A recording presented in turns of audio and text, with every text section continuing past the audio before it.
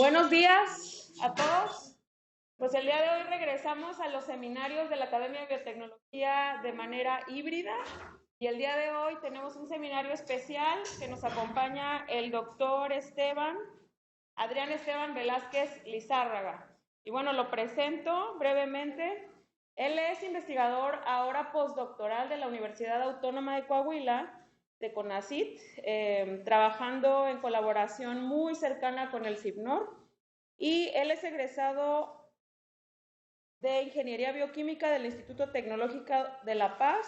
Además hizo sus estudios de maestría y doctorado aquí en CIBNOR, y después de terminar sus estudios de doctorado, el doctor Lizárraga realizó una estancia postdoctoral en la Universidad de Chulalongkorn en Bangkok, Tailandia. Ahora está haciendo una estancia postdoctoral en la Universidad Autónoma de Coahuila, en un proyecto muy interesante que es un proyecto por encargo de Estado, en donde se está buscando una alternativa natural al uso del glifosato. Entonces, bueno, les dejo al doctor Esteban para que nos comparta su presentación.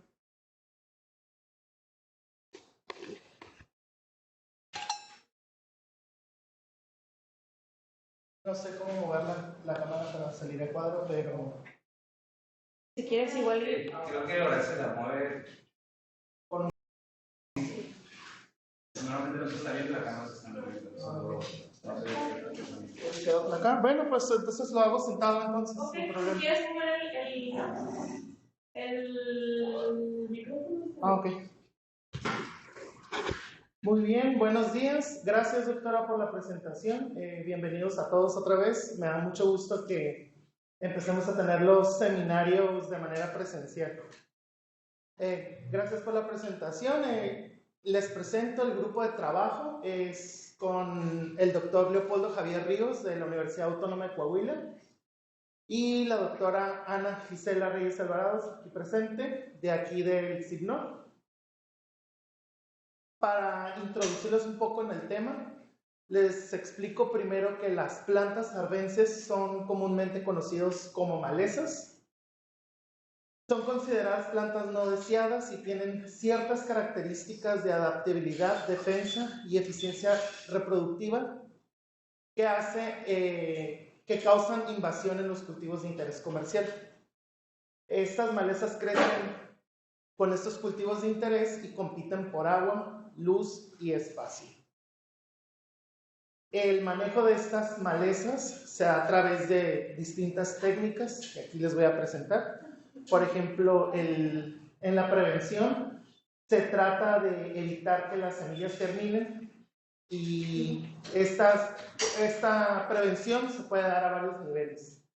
En los cultivos coberturas se trata de que en el cultivo de interés se crezca otra planta que las personas generalmente proyectan que esa planta que está sirviendo como cobertura al cultivo de interés, que en el mes de diciembre, por ejemplo, bajen las temperaturas y las plantas coberturas mueran y así ya no hay crecimiento de maleza.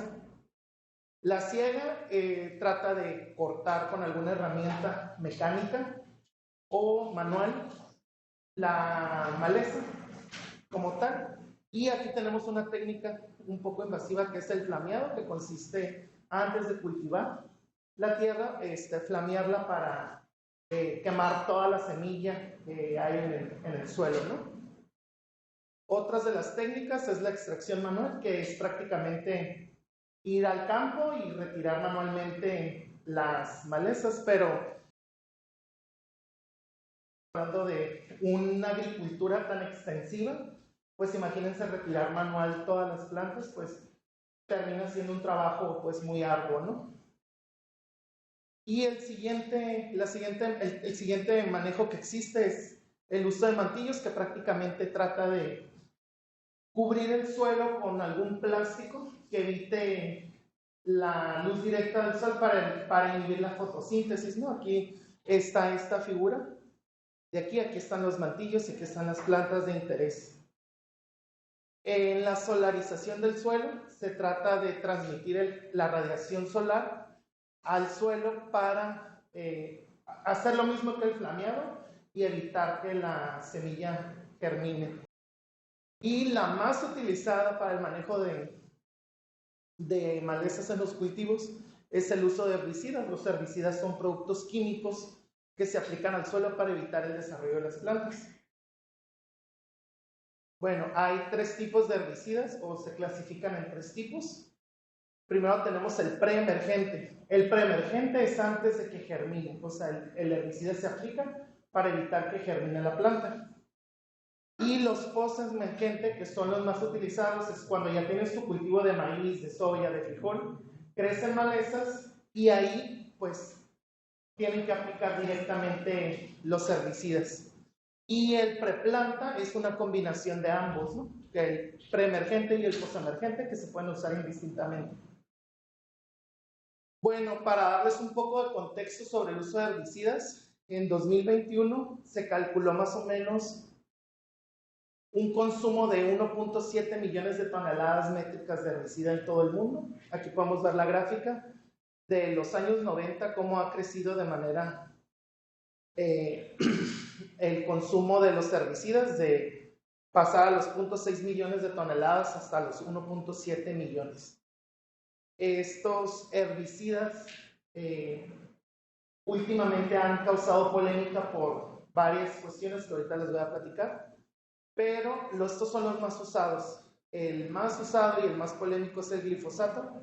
Cuando el glifosato fue desarrollado, era un compuesto inerte que no causaba daños porque el mecanismo de acción inhibía una enzima que no está en los animales, solamente en plantas y en algunas bacterias. La aplicación del glifosato principalmente es que la compañía que diseñó el glifosato, que tenía patentado el glifosato, desarrolló líneas transgénicas en maíz, en soya, para ser resistente a este herbicida. Entonces, puedes sembrar la planta transgénica de soya resistente al glifosato y si crece maleza y aplicas el glifosato no le pasa nada al cultivo de interés. Entonces, como gran parte de la agricultura de ciertos cultivos está basado en soya, en maíz, pues es por eso que lo hace el herbicida más utilizado. Pero también se puede aplicar en la horticultura. Y el mecanismo de acción es la inhibición de la síntesis de proteínas, de la síntesis de aminoácidos y por ende la síntesis de proteínas. El imacetapib es aplicado a plantas mono y dicotiledóneas. También sirve para la síntesis de proteínas. Se puede aplicar en preemergencia o en postemergencia, ¿no? Que ya les contaba que el concepto de preemergencia es evitar la germinación y postemergencia es cuando ya está desarrollada la maleza. El difensulfurón se aplica en postemergencia en plantas de hoja ancha. También inhibe la síntesis de aminoácidos. La atracina es aplicado principalmente a malezas y pastizales y este compuesto inhibe la fotosíntesis. Y dicamba se aplica postemergente a plantas también de hojas anchas y regula las hormonas de la planta y es así su mecanismo de acción como evita el crecimiento. Este es el uso de herbicidas en Estados Unidos. Traté de encontrar datos en México, pero no hay datos concretos todavía, pero más o menos se estima que en el mundo este es el consumo de herbicidas. Tenemos que el glifosato abarca casi un 35% y algunos de los que les mencioné, de los más utilizados, la diapositiva anterior fue en el mundo, aquí fue en este caso en Estados Unidos. Aquí vemos también que están en la lista, ¿no?, de los más utilizados. Bueno, y ahora les vamos a hablar del glifosato. Es un herbicida no selectivo, postemergencia, y es el más utilizado a nivel mundial. Sin duda, los datos nos dicen eso. Y básicamente aquí les pongo la estructura química porque, si pueden ver aquí, tenemos el esqueleto de la glicina unido a un grupo de ácido fosfórico. Entonces, debido a la naturaleza de que estos dos compuestos están presentes en la naturaleza y no nos hacen daño, pues este fue también un supuesto de no causa daño, ¿no? Y el mecanismo de acción del glifosato es que inhibe la síntesis de la enzima 5-enol-piruvyl chiquimato 3-fosfato sintetasa o FSPS. Como les comenté, es el herbicida más utilizado en el mundo y desde 2019 algunos países de la Unión Europea y algunos países nórdicos prohibieron su uso. Ahorita les voy a contar por qué prohibieron el uso. Y este año el gobierno mexicano decidió prohibirlo. No. Creo que alguien tiene abierto su micrófono. ¿Hay manera de cerrar todos los micrófonos de aquí? Pero el glifosato es al tap. ahí. ¿Dónde se apagaría aquí? Sí. Ajá. Ricardo Vázquez tiene abierto el micrófono. ¿Lo quieres? Sí, igual que todos. Claro, apágaselo a Ricardo. Listo. Ok. Bueno, volvemos un poquito a la de extracción, volvemos acá al... Bueno, les comentaba que México prohibió el uso del glifosato en 2023, aunque pues ya Bayer se amparó y lo sigue vendiendo ahorita. Ya dije el nombre de la marca y no quería decir. Bueno, las implicaciones del glifosato ya se han estudiado muchísimo y bueno, en este estudio, ¿qué es lo que resumen? Que hay 3 implicaciones en los cultivos. La primera es que el glifosato se aplica en spray sobre las malezas. Obviamente, cuando se aplica el glifosato sobre las plantas mueren y estas pasan al subsuelo. Los residuos de glifosato pasan al suelo y ya han encontrado un metabolito que degrada las bacterias del suelo que se llama AMPA o ácido aminosulfónico. Este metabolito tiene algunas implicaciones también a nivel 2, que es en el efecto en la salud de los cultivos, ya que, ¿qué es lo que pasa? Pues, como sabemos, las plantas o los cultivos de interés también tienen la enzima EPSPS y también les causa un efecto negativo en la síntesis de proteínas, ¿no? Y la otra implicación que tiene es la disponibilidad de nutrientes, ya que han observado que el glifosato puede quelar potasio y magnesio. Esto hace que la planta no pueda tener biodisponibles estos minerales que son esenciales para el desarrollo. Y también, como tiene un grupo fosfato, pues hay una competencia por la absorción de fósforo para la planta, que también es esencial para su desarrollo. Bueno, y aquí más o menos en este diagrama les muestro cómo es que el glifosato pasa a muchas partes de nuestro ambiente. Principalmente lo tenemos aquí, que se aplica primero en las plantas, y estas plantas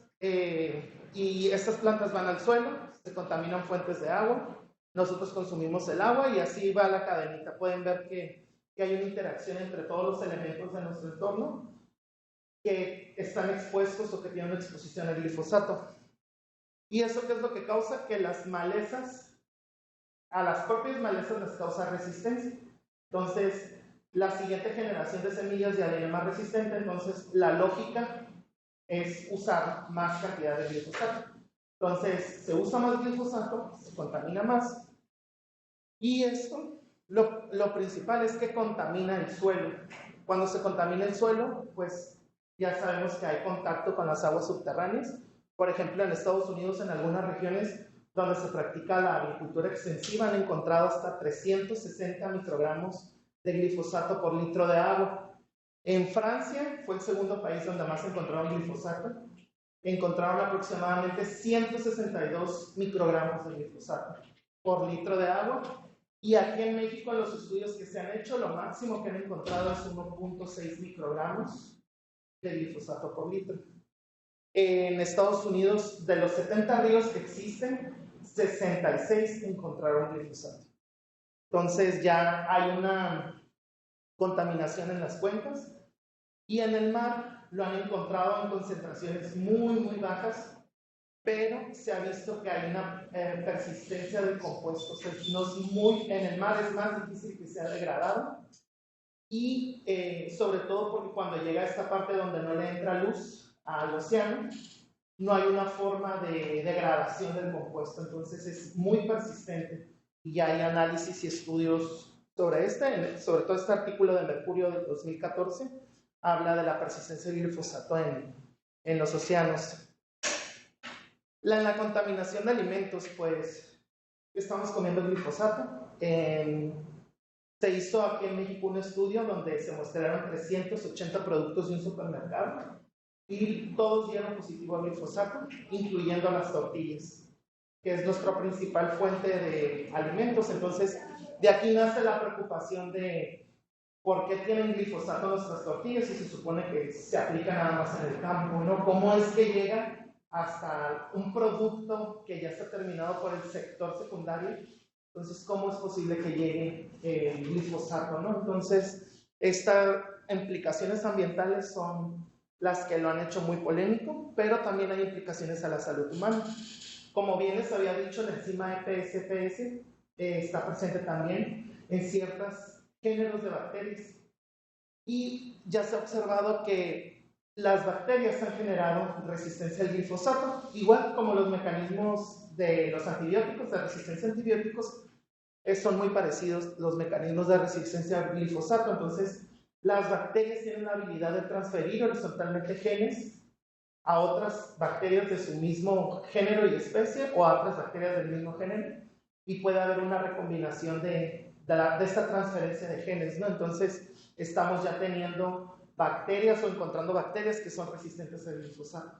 ¿Esto qué es lo que pasa? Pues al morir ciertas bacterias, nos quedan las bacterias resistentes y estamos acabando con nuestra flora intestinal de alguna manera, ¿no?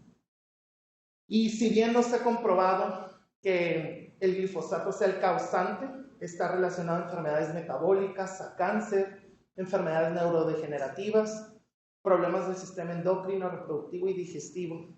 Y en Estados Unidos volvieron a hacer otro estudio y en 2.400 personas, incluyendo niños, hombres y mujeres adultas, y encontraron que el 80% de los individuos que se mostraron tenían glifosato en la orina.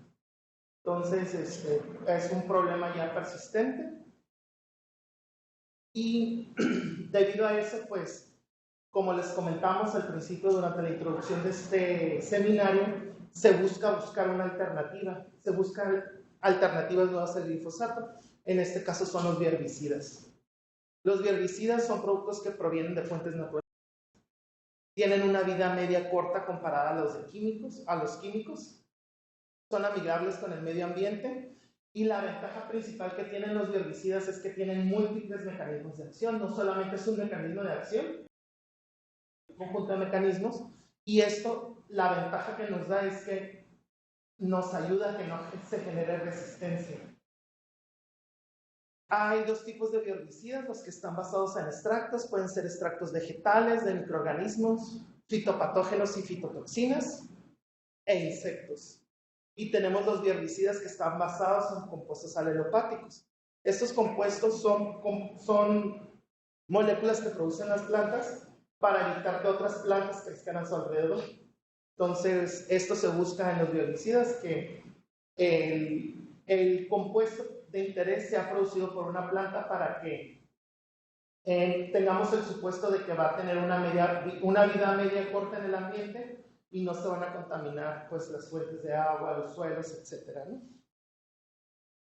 Y como antecedentes de nuestra investigación, tenemos que en la Universidad Autónoma de Coahuila se ha estado desarrollando un bioherbicida a partir de los desechos de esta planta que se llama agave lechuguilla. Este agave lechuguilla se da en esta región marcada geográfica del país, en el norte y un poco en el centro. Y se obtiene un producto que se llama Ixtle, que es una fibra vegetal con la que se hacen los productos. Y de aquí, de cada planta, solamente se obtiene el 15% de fibra y tenemos un 85% de desecho. A ese desecho se le llama quiche y al año se acumulan más de 150,000 toneladas de este producto. Entonces, diversos investigadores de la Universidad de Coahuila y la doctora Ana Reyes, durante su trayectoria académica, han tratado de buscar valorizar este desecho para obtener diversas aplicaciones biotecnológicas. En este caso ya observaron que el jugo de este desecho fermentado con Fusarium chlamydosporum tiene efecto bioherbicida sobre semillas de maíz y sobre semillas de tomate. Estos resultados vendrían siendo nuestros antecedentes porque ya se vio in vitro que hay una actividad bioherbicida. Entonces, ya se ha estado probando el jugo de este guiche sin fermentar en cultivos de campo y ya hay resultados positivos. Como ahorita apenas se están analizando, no tenemos los datos exactos, pero ya hay resultados en campos de inhibición de la germinación. Quiere decir que este bioherbicida es preemergente. Y en el laboratorio dio resultados para y Chenopodium album, que es la planta de quelite, en un 11 y 25%. Y actualmente, de lo que partimos de este proyecto que yo estoy desarrollando como investigador postdoctoral, es que desconocemos cuáles son los mecanismos moleculares que afectan a las semillas. Y además, estamos observando también que el glifosato también puede reducir la germinación de quelite, y encontramos solamente 2 experimentos de transcriptómica en las bases de datos. El primer experimento fue un microarreglo de Arabidopsis thaliana expuesto al glifosato y un experimento de RNA seca en plantas de fresa. Entonces también nos llamó la atención porque no hay más sobre la transcriptómica en plantas de glifosato, y es también nuestro interés no solamente estudiarlo, sino compararlo con el efecto bioherbicida sobre semillas. Entonces, con los anteriores antecedentes, formulamos. La primera es cuáles son los mecanismos moleculares que afectan el desarrollo de la germinación en semillas de Chenopodium album. Y la siguiente, los mecanismos moleculares del glifosato difieren a los del bioherbicida basado en el jugo de guiche. Entonces, para contestar estas preguntas, planteamos las siguientes hipótesis. Para la primera pregunta, los metabolitos del jugo de guiche en semillas de quelite pueden causar efectos en la división celular, síntesis de pigmento, la absorción de nutrientes y los reguladores de crecimiento. Abarcamos todos los mecanismos en esta hipótesis porque son los mecanismos que ya se han reportado para bioherbicidas parecidos a nuestro bioherbicida, ¿no? Y la siguiente hipótesis para la pregunta científica: el glifosato no solo inhibe la síntesis de aminoácidos, sino la síntesis de pigmento en Chenopodium album y causa un prolongado estrés oxidativo. Esta hipótesis la contestamos esta hipótesis o planteamos esta hipótesis debido a ciertas observaciones que vimos in vitro cuando estamos haciendo los experimentos. Observamos que las plantas que control tienen a los 48 horas empiezan a desarrollar un pigmento morado rosáceo y en glifosatos no hay. Entonces, en función a eso, estamos también planteando esta hipótesis, ¿no? Y los objetivos el objetivo general para contestar esa hipótesis es determinar y comparar los mecanismos moleculares de aplicación de un bioherbicida y glifosato sobre semillas de quelite. Y tenemos 3 objetivos específicos. El primero es determinar la dosis efectiva del bioherbicida. El segundo es analizar y comparar la expresión diferencial sobre semillas expuestas a bioherbicida y glifosato. Y el tercero es validar la expresión de genes del transcriptoma de semillas expuestas al bioherbicida y el glifosato. En la metodología 1, como les comenté, se obtiene el guiche, este desecho de esta industria del Ixtle. Se extrae el jugo a través de una prensa hidráulica. Este jugo se deshidrata y este polvo ya deshidratado o jugo deshidratado lo aplicamos directamente en placas de petrino con experimentos de semilla. Y para poder poner las semillas tenemos un protocolo de lavados con hipoclorito de sodio y algunos detergentes. Ahorita les voy a hablar.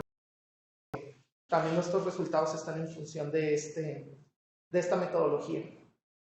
En el objetivo 2 se planteó el siguiente diseño experimental: placas de Petri con 9 réplicas cada uno, con 3 tratamientos en medio MS con agar. solo que en el tratamiento del herbicida se van a colocar 30 gramos por litro y en el tratamiento de glifosato se va a poner una mezcla de glifosato comercial al 0.6%. Esto es porque la mezcla de glifosato viene al 40% y el fabricante dice que lo diluyes al 1.5%, pero en realidad la concentración real es 0.6%.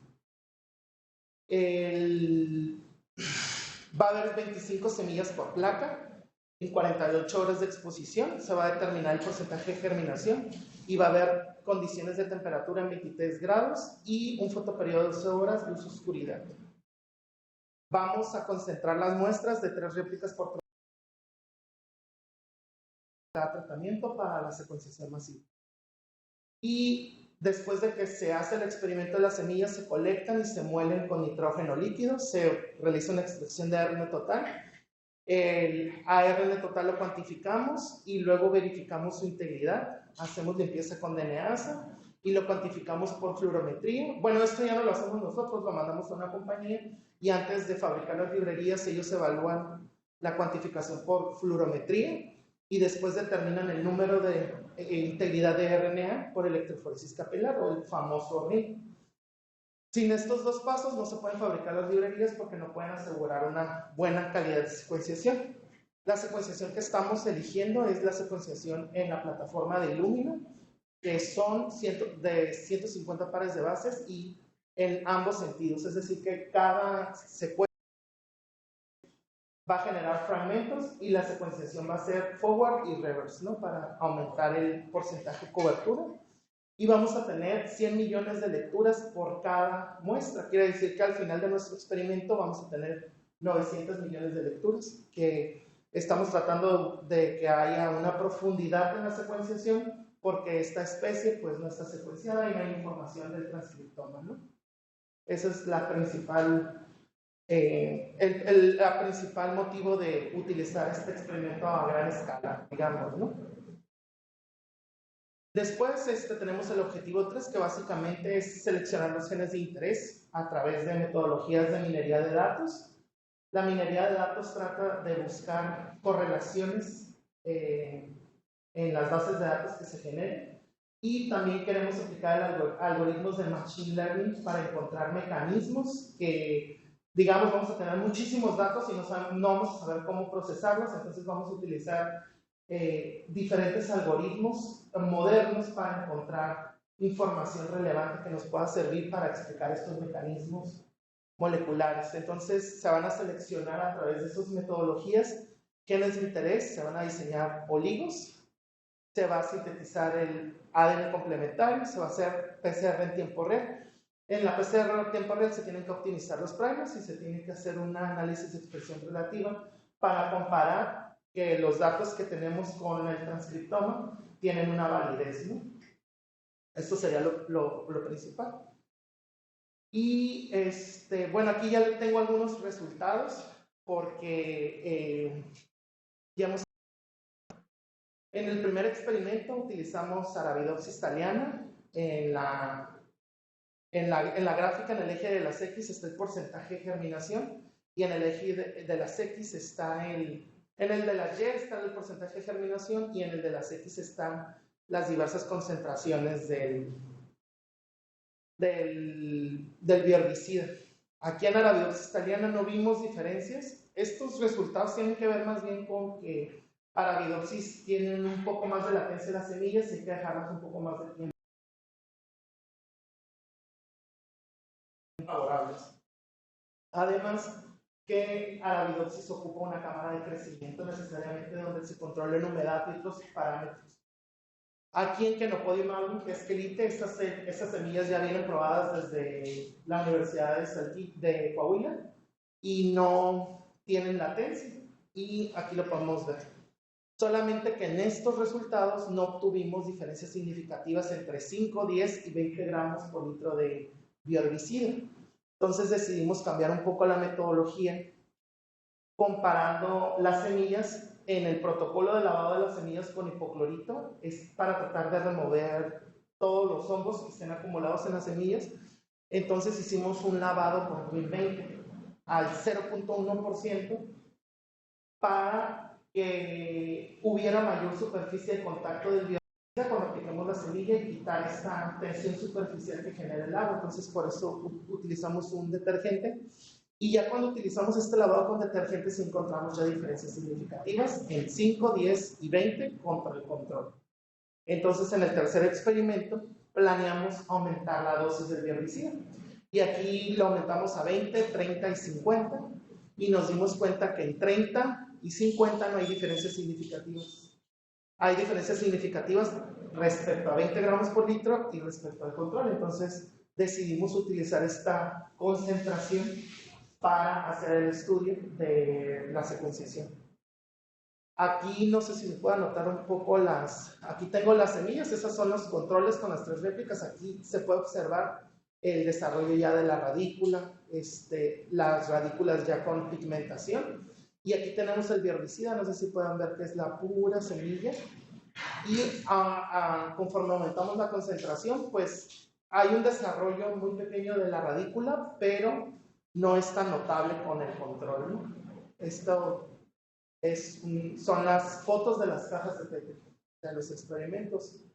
Y para los resultados del experimento de RNA-seq, íbamos a comparar con el glifosato, el biorricida. Les había aclarado aquí que es glifosato 1.5% respecto a la concentración comercial, que es el 40%, entonces en realidad es 0.6%. Y aquí encontramos diferencias significativas entre el control, el biorricida y el glifosato. Entonces así se montó el experimento y aquí les tengo las fotos. Por ejemplo, aquí se puede ver un poco el desarrollo de las semillas. Aquí, miren, se ve claramente el desarrollo de la radícula y hasta la aparición de hojas cotiledones. Y podemos ver aquí en el glifosato que no hay desarrollo. Entonces, aquí lo que pasa es que sí hay una emergencia de la semilla, pero ya no hay un desarrollo comparado con el control. Entonces, estas muestras fueron las que se utilizaron para extraer RNA. Y finalmente, ¿qué es lo que esperamos de este experimento? ¿Qué es lo que esperamos? Pues que toda esa información la podamos tener en una base de datos. Y en esa base de datos tenga toda la información de cada gen, de cada isoforma, que conozcamos a qué proteína codifica, qué elementos de la ontología génica va a tener asociados, buscar a partir de las secuencias, buscar predecir qué proteínas están involucradas y buscar a través de bases de datos, o sea, compilar toda esta información en una base de datos y además compilar la información de expresión de genes, es decir, bueno, este grupo de genes tiene cierto nivel de expresión y a partir de ahí buscar por minería de datos anomalías, patrones y correlaciones. Esto con el fin de no de buscar en la base de datos, sino preguntarle a través de estos algoritmos la información que yo quiero saber, si está ahí, ¿no?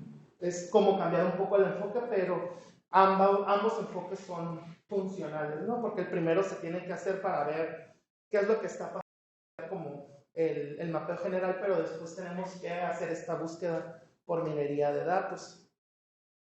Y este proyecto, cabe mencionar que yo soy investigador postdoctoral de CONACYT, pero mi proyecto tiene una incidencia social.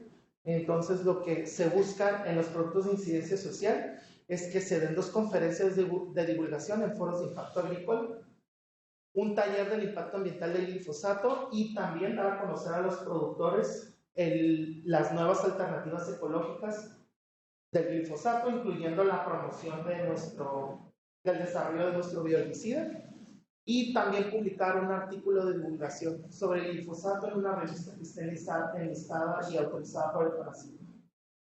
Y finalmente, como productos científicos, se planea publicar un artículo científico en una revista JCR, que sea Tier 1 o Q1, y 2 conferencias de difusión científica, ellas son. Bueno, pero voy a dar más, creo. Y bueno, y además me gustaría invitarlos, no sé si ya eligieron su proyecto de tesis, pero hay 3 temas de oportunidad de tesis de licenciatura y de maestría. También a quien nos esté escuchando, para si están interesados que nos contacten, tenemos muchos trabajos y muchas preguntas científicas de este bioherbicida que está muy interesante y hemos tenido resultados que valen la pena analizar. El tema 1 Trata sobre los efectos histológicos, metabólicos y celulares de semillas de quelíptes expuesto al bioherbicida. El tema 2, que fue uno de los comentarios que me hicieron los revisores de CONACYT, fue, bueno, si este bioherbicida es tóxico, ¿no? Porque nos ponen en un comentario que no necesariamente por el hecho de venir de una fuente natural no quiere decir que sea tóxico. Entonces, también queremos abordar este tema sobre la evaluación toxicológica del herbicida en el modelo de Artemio franciscano y en otros modelos de semillas, que son otras semillas modelos, ¿no? En realidad. Y el tema 3 tiene que ver con el desarrollo de algoritmos que tienen que ver con la minería de datos y el machine learning en la identificación de patrones de expresión. Tenemos esos 3 temas. Nos pueden contactar por correo electrónico o a la Reyes, por si alguien desea hacer su tesis de licenciatura o maestría con esos temas. Y finalmente, pues ya estoy en la parte final del seminario. Me gustaría agradecer primeramente al equipo, a todo el equipo de la Universidad Autónoma de Coahuila, que son liderados por el doctor Leopoldo Javier Ríos González, y el equipo de la Universidad Autónoma Agrícola Antonio Narro, que lidera la doctora Antonio Bautista. También agradecer al CONACYT por la beca de consolidación postdoctoral y el proyecto PRONACES, que tiene que ver con la vinculación de los sectores social, público y privado, que es el proyecto con el que se está financiando la investigación. Y también agradecer a todo el equipo de Signo, que incluye a la doctora Ana Reyes Alvarado, al doctor Felipe Asensio, a la doctora Gracia Gómez, a la doctora Carmen Mercado, del Laboratorio de Fisiotecnia Vegetal, al doctor Julio Hernández, del Laboratorio de Biología Molecular de Plantas, a la doctora Carmen Rodríguez y a la técnica Eulalia Mesa, del Laboratorio de Histología e Histoquímica, y a la ingeniera Sofía Ramos, del Laboratorio de Biotecnología Vegetal, y a los técnicos de campo, Saúl Saldaña y Pedro Lula, por todo el apoyo y asesoría durante la ejecución de este proyecto. Y por mi parte sería todo, si les cedo la palabra a la doctora.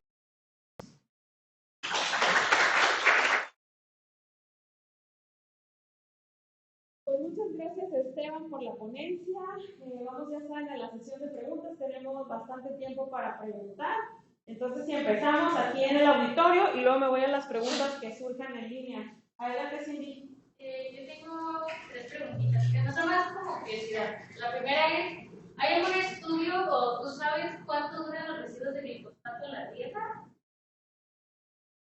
Sí hay estudios de prevalencia, pero sí hay estudios de prevalencia, pero en modelos de laboratorio. Entonces, como es difícil predecir porque los diferentes climas, la radiación UV, la composición de bacterias del suelo puede cambiar esa prevalencia, ¿no? Entonces, ¿Y el laboratorio? En laboratorio, la verdad, que hablan de tiempo de prevalencia del glifosato en los suelos, pero no tengo el dato exacto. ¿Cómo mides la germinación? ¿Qué tanto va creciendo? No, la germinación es en el punto donde la semilla se abre y sale la radícula. Okay. Ahí medimos la germinación. El porcentaje Sí. de brotan. Y la última es, de parte de, ya ves que dices que tienes que hacer talleres y expresarle, por ejemplo, a los agricultores de estas alternativas de bioherbicidas. ¿Qué tan común o qué tan fácil es? Porque los pescadores, ¿no?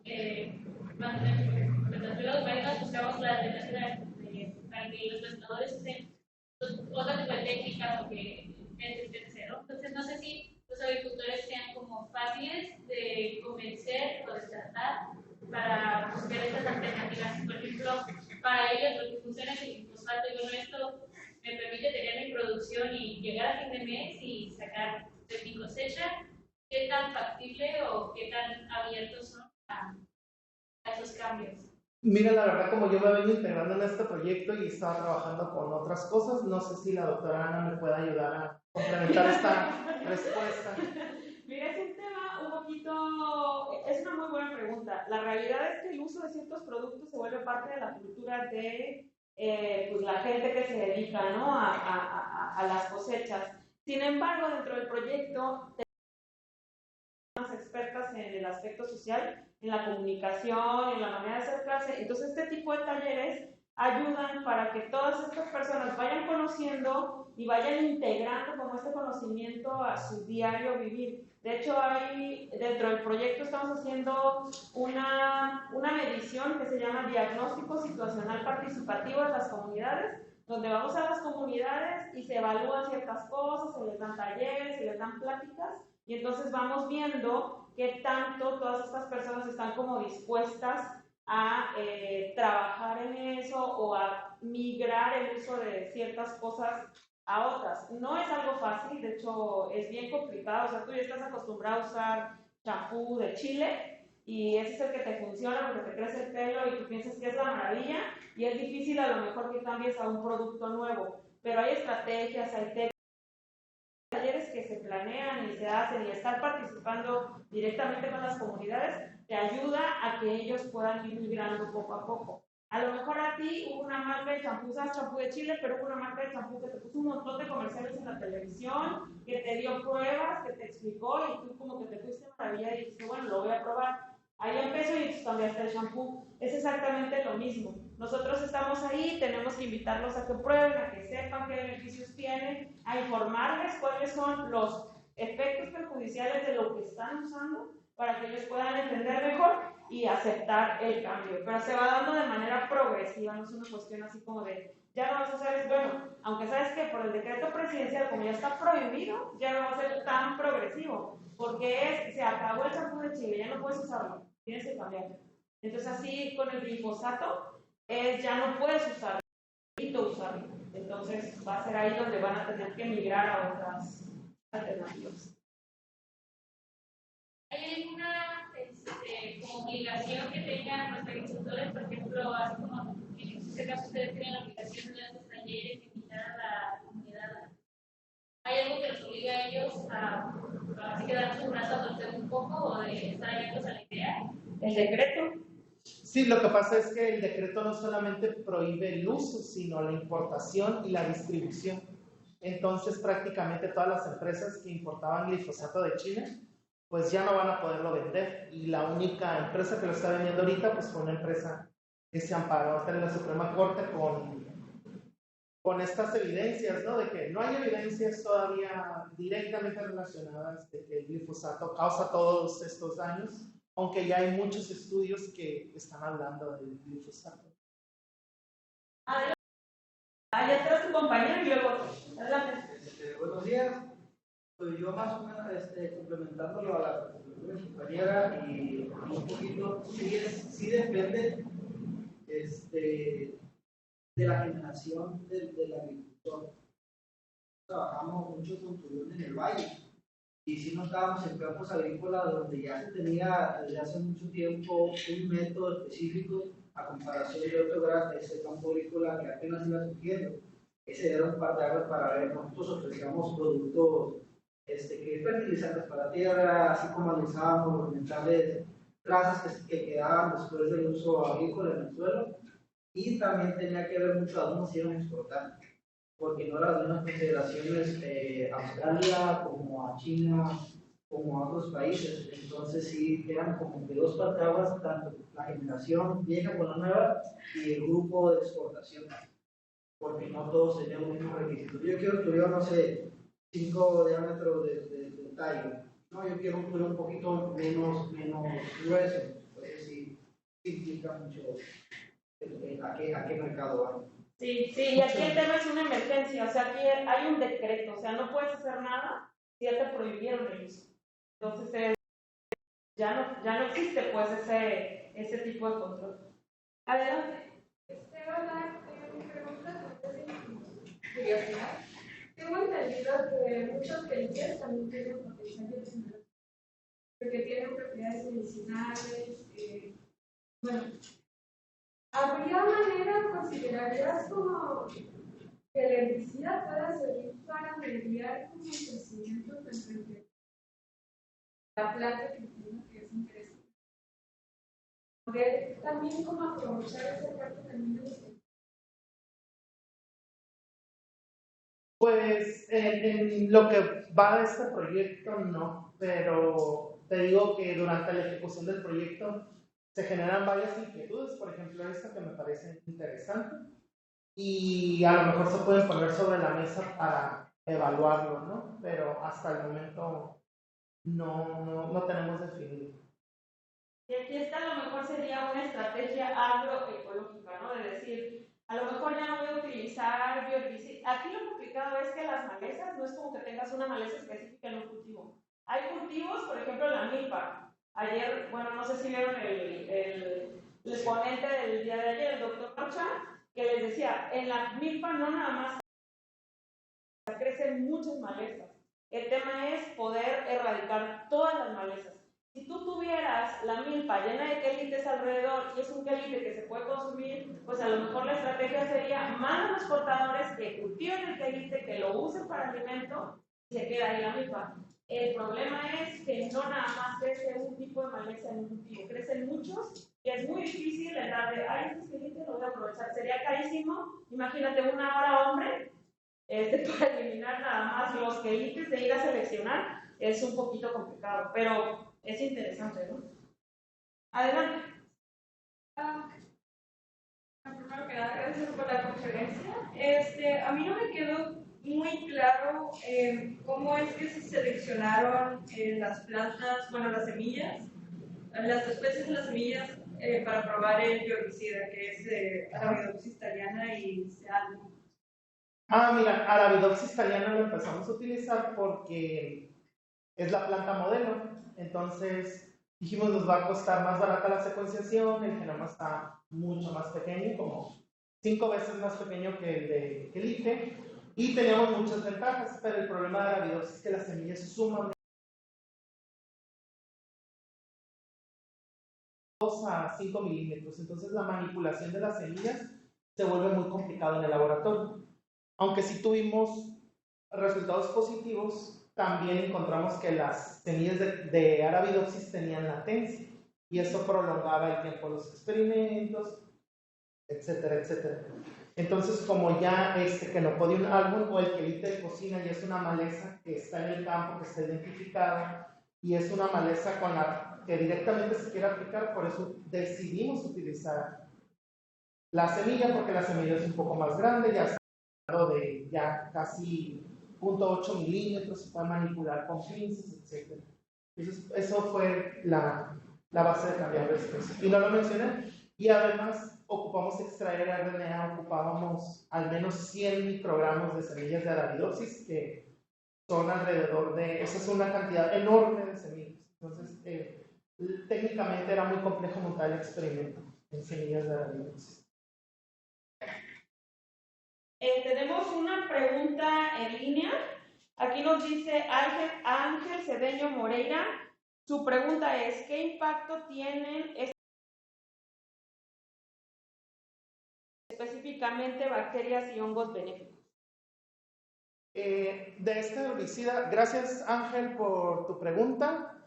De los bioherbicidas que ya existen o que se han probado en campo, no hay investigaciones concretas sobre la pregunta, pero lo que te puedo guiar un poco es decirte que los compuestos de los bioherbicidas tienen una vida media muy corta en el suelo, entonces creo que la afectación sí debe haber un cambio, pero no creo que este cambio sea erradicar ciertos géneros de bacterias o hongos que estén presentes en el subsuelo. Esa sería mi respuesta. Sí, y como para complementar un poco, Ángel, hemos hecho algunos análisis, no en suelo, sino en agua, de cultivo de camarón, y notamos que el extracto, bueno, parte de los componentes del bioherbicida son promotores del crecimiento de bacterias acidolácticas. Entonces eso, por lo menos en el cultivo de camarón, es un beneficio. En el suelo, pues habría que ver, y es muy buena la pregunta, pero sí tenemos que hacer más análisis porque a la fecha no se ha analizado. Lo que es un hecho es que al agregar algo diferente al suelo debe haber un cambio, ¿no? En la microbiota. No sabemos si bueno o no tan bueno, pero pues eso sí, hay que verlo. ¿Alguien más tiene preguntas? A ver, allá atrás. Hola, ¿qué tal? Gracias por la presentación. ¿Qué cantidad de liche necesitas para obtener el extracto? ¿Cómo lo utilizaste? O sea, ¿qué tan factible es que se pueda llevar a gran escala? Pues es factible. De hecho, este proyecto nace porque como los investigadores vieron que se generaban 150,000 toneladas al año de este producto, pues dijeron tenemos que buscar una manera de valorizar este desecho, convertirlo en una aplicación biotecnológica. Entonces, a través de investigaciones que ha hecho el grupo de la doctora Ana Reyes, han tratado de buscar diversas aplicaciones de este desecho o del liche, y una de ellas es la actividad bioherbicida. El rendimiento más o menos es como del 30-35%. O sea, esto te está hablando de que por cada litro obtienes 350 gramos de un polvo que se utiliza después para formular, y la efectividad, si te fijas, son 30 gramos por litro. Entonces, por cada litro de liche que tú obtengas, vas a tener para formular 10 litros de bioherbicida. Entonces, y la efectividad es buena. Entonces, el rendimiento es bueno, y además es un bioproceso donde las operaciones unitarias son mínimas y no se usa agua. Es una maravilla porque todos los bioprocesos te gastas el rendimiento, son costosísimos por el uso de agua y la energía. Y aquí solamente es un proceso mecánico, un secado, y te olvidas. Entonces, la verdad es muy bueno el bioproceso. Okay. Tiene otra Diana. Sí. El tiempo de exposición del extracto por 48 horas fue en función de lo que utilizan para las indicaciones de electricidad comercial, o por qué los 48 horas? Fueron 48 horas por varias razones. El herbicida, el glifosato, como les comenté, es post-emergencia. O sea, hay muy pocos datos. Sí hay información del glifosato en pre-emergencia, pero no es comúnmente utilizado como para emergencia, o sea, para evitar que terminen, ¿no? Partimos porque las semillas en su lavado llevan un proceso de remojo para ablandarlas, y esto lleva 48 horas, ¿no? Entonces, durante el remojo ya se ponen en la placa de Petri, son otras 48 horas para la germinación, y básicamente esto lo hicimos porque es el tiempo en que germina el glite, 48 horas. Muy bien, ahora sí. Bueno,